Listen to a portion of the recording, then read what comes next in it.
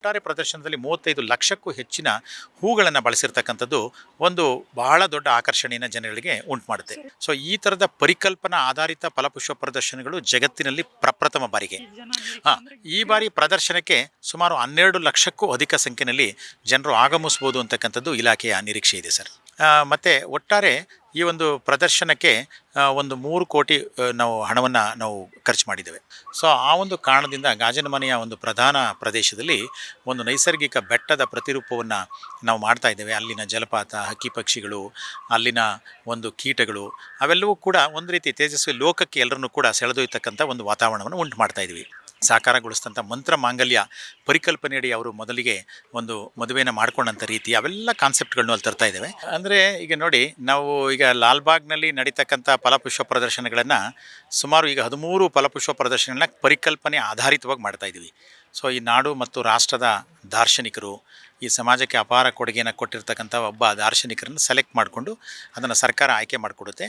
ಅಂಥವರ ವಿಚಾರಧಾರೆಗಳನ್ನು ಮತ್ತು ಆ ಒಂದು ಅವರ ಕೊಡುಗೆ ಮತ್ತು ಅವರ ಸಂದೇಶಗಳನ್ನು ಇವತ್ತಿನ ಯುವ ಪೀಳಿಗೆಗೆ ಇವತ್ತು ಎಲ್ರಿಗೂ ಕೂಡ ಆದರ್ಶವಾಗೋ ರೀತಿ ತೋರಿಸ್ತಕ್ಕಂಥ ಒಂದು ಪ್ರಯತ್ನವನ್ನು ತೋಟಗಾರಿಕೆ ಇಲಾಖೆ ಒಂದು ವಿನೂತನವಾಗಿ ಮಾಡ್ಕೊಂಡು ಬರ್ತಾ ಇದೆ.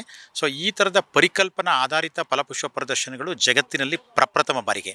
ಈಗ ಲಂಡನ್ ಮತ್ತು ಅಮೆರಿಕಾದಲ್ಲಿ ನಡೀತಕ್ಕಂಥ ಶೋಗಳಾಗಲಿ, ಬೇರೆ ಜಗತ್ತಿನ ಯಾವ ಮೂಲೆಗಳಲ್ಲೂ ಕೂಡ ಈ ಥರ ಪರಿಕಲ್ಪನಾ ಆಧಾರಿತವಾಗಿ ನಡೆಯಲ್ಲ. ಆದರೆ ಇದು ಲಾಲ್ಬಾಗಿನ ವಿಶೇಷ ಅಂತ ಹೇಳ್ಬೋದು.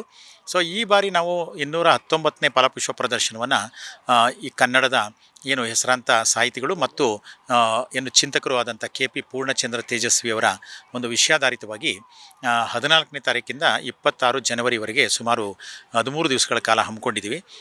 ಈ ಪ್ರದರ್ಶನದ ವಿದ್ಯುಕ್ತ ಉದ್ಘಾಟನೆಯನ್ನು 14ನೇ ತಾರೀಕು ಸಂಜೆ 4 ಗಂಟೆಗೆ ಮಾನ್ಯ ಮುಖ್ಯಮಂತ್ರಿಗಳು ಉದ್ಘಾಟನೆ ಮಾಡ್ತಾರೆ. ಮಾನ್ಯ ತೋಟಗಾರಿಕೆ ಸಚಿವರು, ಉಪಮುಖ್ಯಮಂತ್ರಿಗಳು ಎಲ್ಲರೂ ಕೂಡ ಅಲ್ಲಿ ಭಾಗಿಯಾಗ್ತಾರೆ. ಮತ್ತು ಈ ಒಂದು ಪ್ರದರ್ಶನದ ಅಂಗವಾಗಿ ಲಾಲ್ಬಾಗ್ ಗಾಜಿನ ಮನೆಯಲ್ಲಿ ತೇಜಸ್ವಿ ಅಂತಂದರೆ ಪರಿಸರ, ಕಾಡು, ಮೇಡು, ಪ್ರಾಣಿ, ಪಕ್ಷಿ, ಕೀಟ ಹೀಗೆ ಎಲ್ಲರ ಜೊತೆ ಒಂದು ಅವಿನಾಭಾವ ಸಂಬಂಧವನ್ನು ಹೊಂದಿದ್ದಂಥವ್ರು. ಸೊ ಆ ಒಂದು ಕಾರಣದಿಂದ ಗಾಜಿನ ಮನೆಯ ಒಂದು ಪ್ರಧಾನ ಪ್ರದೇಶದಲ್ಲಿ ಒಂದು ನೈಸರ್ಗಿಕ ಬೆಟ್ಟದ ಪ್ರತಿರೂಪವನ್ನು ನಾವು ಮಾಡ್ತಾ ಇದ್ದೇವೆ. ಅಲ್ಲಿನ ಜಲಪಾತ, ಹಕ್ಕಿ ಪಕ್ಷಿಗಳು, ಅಲ್ಲಿನ ಒಂದು ಕೀಟಗಳು ಅವೆಲ್ಲವೂ ಕೂಡ ಒಂದು ರೀತಿ ತೇಜಸ್ವಿ ಲೋಕಕ್ಕೆ ಎಲ್ಲರನ್ನೂ ಕೂಡ ಸೆಳೆದೊಯ್ತಕ್ಕಂಥ ಒಂದು ವಾತಾವರಣವನ್ನು ಉಂಟು ಮಾಡ್ತಾ ಇದ್ವಿ. ಅಲ್ಲಿ ನಿರುತ್ತರದಲ್ಲಿರ್ತಕ್ಕಂಥ ತೇಜಸ್ವಿಯವರ ಮನೆಯ ಒಂದು ಪುಷ್ಪ ಮಾದರಿ, ತೇಜಸ್ವಿ ಮತ್ತು ರಾಜೇಶ್ವರವರು ಕುಳಿತಿರ್ತಕ್ಕಂಥ ಒಂದು ಸ್ಟ್ಯಾಚ್ಯೂ, ಆಮೇಲೆ ಕಾರ್ವಾಲೋ ಕಾದಂಬರಿಯ ಒಂದು ಸನ್ನಿವೇಶ, ಅದರ ಜೊತೆಗೆ ತೇಜಸ್ವಿಯವರು ಬರೆದಂಥ ಸಾಹಿತ್ಯ ಕೃಷಿ, ಆಮೇಲೆ ಅವರ ಹಲವಾರು ಹವ್ಯಾಸಗಳೇನಿತ್ತು ಈ ಪ್ರಾಕೃತಿಕವಾಗಿ ಅಂಥವೆಲ್ಲವನ್ನು ತೋರಿಸ್ತಕ್ಕಂಥ ಒಂದು ಪ್ರಯತ್ನ, ಮತ್ತು ವಿಶೇಷವಾಗಿ ರಾಷ್ಟ್ರಕವಿ ಕುವೆಂಪು ಅವರವರು ಸಾಕಾರಗೊಳಿಸಿದಂಥ ಮಂತ್ರ ಮಾಂಗಲ್ಯ ಪರಿಕಲ್ಪನೆಯಡಿ ಅವರು ಮೊದಲಿಗೆ ಒಂದು ಮದುವೆಯನ್ನು ಮಾಡ್ಕೊಂಡಂಥ ರೀತಿ ಅವೆಲ್ಲ ಕಾನ್ಸೆಪ್ಟ್ಗಳನ್ನು ಅಲ್ಲಿ ತರ್ತಾ ಇದ್ದೇವೆ. ಇದಕ್ಕೆ ಪೂರಕವಾಗಿ ಲಾಲ್ಬಾಗ್ ಆವರಣದಲ್ಲಿ ತೇಜಸ್ವಿಯವರ ಪುಸ್ತಕ ಮಾರಾಟ ಮಳಿಗೆಯನ್ನು ತೇಜಸ್ವಿ ಪ್ರತಿಷ್ಠಾನದಿಂದ ಕೈಗೊಳ್ತಾ ಇದ್ದಾರೆ. ತೇಜಸ್ವಿ ವೇದಿಕೆಯನ್ನು ಒಂದು ನಿರ್ಮಾಣ ಮಾಡಿದ್ದೇವೆ. ಅಲ್ಲಿ ಪ್ರತಿ ದಿವಸ ತೇಜಸ್ವಿಯ ನಾಟಕ ಮತ್ತು ಇನ್ನೊಂದು ದಿವಸ ಪರ್ಯಾಯವಾಗಿ ಸಂವಾದ, ಹೀಗೆ ಒಟ್ಟಾರೆ ತೇಜಸ್ವಿಯವರ 5 ನಾಟಕಗಳು ಮತ್ತು 5 ಸಂವಾದ ಕಾರ್ಯಕ್ರಮಗಳನ್ನು ಕೂಡ ಇಟ್ಕೊಂಡಿದ್ದೇವೆ. ಹಾಗೆ ತೇಜಸ್ವಿಯವರಿಗೆ ಸಂಬಂಧಪಟ್ಟಂಥ ಬೃಹತ್ತಾದಂಥ ಒಂದು ಫೋಟೋ ಗ್ಯಾಲರಿ ಇರಲಿದೆ. ಅಲ್ಲಿ ಕೀಟಗಳು, ತೇಜಸ್ವಿ ಚಿತ್ರಗಳು, ತೇಜಸ್ವಿಯ ಪಕ್ಷಿ ಚಿತ್ರಗಳು, ಅವರ ಇಡೀ ಸಾಹಿತ್ಯದ 54 ಪುಸ್ತಕಗಳ ಒಂದು ಪ್ರದರ್ಶನ ಕೂಡ ಇರುತ್ತೆ.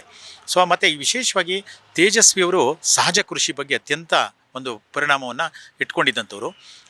ಜಪಾನಿನ ಪೊಕಾವಕೋರ್ ಅವರಿಂದ ಇನ್ಫ್ಲೂಯೆನ್ಸ್ ಆಗಿ ಈಗ ಸಹಜ ಕೃಷಿ ಅಂತಕ್ಕಂಥ ಪುಸ್ತಕವನ್ನು ಬರೆದ್ರು.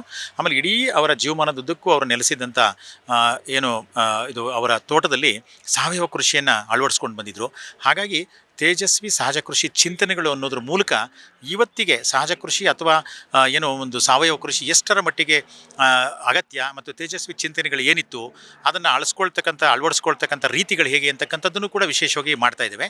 ಸೊ ಇವೆಲ್ಲವೂ ಕೂಡ ಬರ್ತಕ್ಕಂಥ ಜನರಿಗೆ ಭಾಳ ಒಂದು ಅನುಭವವನ್ನು ನೀಡ್ತವೆ. ಒಂದು ಒಟ್ಟಾರೆ ಪ್ರದರ್ಶನದಲ್ಲಿ 35 ಲಕ್ಷಕ್ಕೂ ಹೆಚ್ಚಿನ ಹೂಗಳನ್ನು ಬಳಸಿರ್ತಕ್ಕಂಥದ್ದು ಒಂದು ಬಹಳ ದೊಡ್ಡ ಆಕರ್ಷಣೆಯನ್ನು ಜನಗಳಿಗೆ ಉಂಟು ಮಾಡುತ್ತೆ. ಅದರಲ್ಲಿ ಕುಂಡದಲ್ಲಿ ಬೆಳೆದಂಥದ್ದು ಮತ್ತು ಬೆಡ್ನಲ್ಲಿ ಬೆಳೆದಂಥದ್ದು, ಪ್ರತ್ಯೇಕಿಸಿದಂಥ ಅಂದರೆ ಕಟ್ ಫ್ಲವರ್ಸ್ ಅಂತ ಏನು ಕರಿತೀವಿ ಆ ಥರದ್ದು ಒಂದು 9 ಲಕ್ಷ.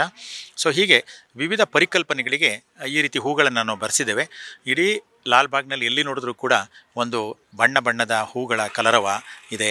ತೇಜಸ್ವಿಯವರ ಒಂದು ಸೆಲ್ಫಿ ಪಾಯಿಂಟ್ಗಳು ಇದೆ. ಮತ್ತು ಎಲ್ಲಿ ನೋಡಿದರೂ ಕೂಡ ತೇಜಸ್ವಿ ಸಾಹಿತ್ಯದ ಒಂದು ಸೊಬಗಿದೆ. ಸೊ ಹಾಗಾಗಿ ಈ ಬಾರಿ ಫಲಪುಷ್ಪ ಪ್ರದರ್ಶನ ಅತ್ಯಂತ ಆಕರ್ಷಣೀಯವಾಗಿ ಮೂಡಿಬರುತ್ತೆ. ಬಟ್ ಇದನ್ನು ಹೆಚ್ಚು ಜನರು ಬಂದು ವೀಕ್ಷಣೆ ಮಾಡಬೇಕು ಅಂತಕ್ಕಂಥದ್ದು ತೋಟಗಾರಿಕೆ ಇಲಾಖೆಯ ಕೋರಿಕೆಯಾಗಿದೆ. ಸೊ ಈ ಬಾರಿ ಸಾಮಾನ್ಯ ದಿನಗಳಲ್ಲಿ ವಯಸ್ಕರಿಗೆ 80 ರೂಪಾಯಿ, ಮತ್ತು ರಜಾದಿನಗಳಲ್ಲಿ ₹100 ಮಾಡಿದ್ದೀವಿ. ಮಕ್ಕಳಿಗೆ ₹30 ಮತ್ತು ಶಾಲಾ ಮಕ್ಕಳಿಗೆ ಪ್ರದರ್ಶನದುದ್ದಕ್ಕೂ ಕೂಡ ಏನು ರಜಾದಿನಗಳನ್ನು ಹೊರತುಪಡಿಸಿ ಉಚಿತ ಪ್ರವೇಶ ಇದೆ. ಮತ್ತು ಒಟ್ಟಾರೆ ಈ ಒಂದು ಪ್ರದರ್ಶನಕ್ಕೆ ಒಂದು 3 ಕೋಟಿ ನಾವು ಹಣವನ್ನು ನಾವು ಖರ್ಚು ಮಾಡಿದ್ದೇವೆ. ಈ ಬಾರಿ ಪ್ರದರ್ಶನಕ್ಕೆ ಸುಮಾರು 12 ಲಕ್ಷಕ್ಕೂ ಅಧಿಕ ಸಂಖ್ಯೆಯಲ್ಲಿ ಜನರು ಆಗಮಿಸ್ಬೋದು ಅಂತಕ್ಕಂಥದ್ದು ಇಲಾಖೆಯ ನಿರೀಕ್ಷೆ ಇದೆ ಸರ್.